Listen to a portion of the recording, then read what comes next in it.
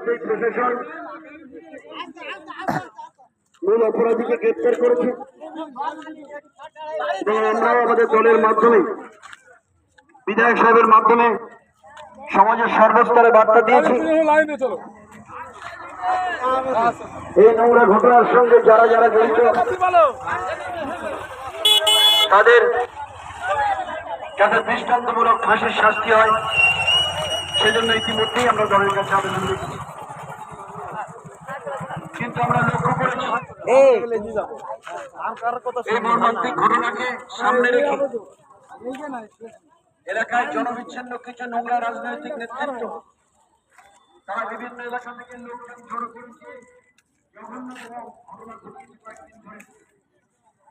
আমরা তার বিরুদ্ধে প্রতিবাদ জানাচ্ছি। আমরা সকলের কাছে প্রশাসন ইতিমধ্যেই মূল চক্রান্তকারীকে গ্রেপ্তার করেছে এবং আরো যারা এই ঘটনার সঙ্গে যুক্ত তাদেরকেও গ্রেপ্তার করা হবে।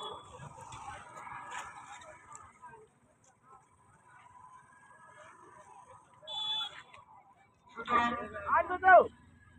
এলাকার আবহাওয়ার কাছে আমরা আবেদন রাখবো আপনারা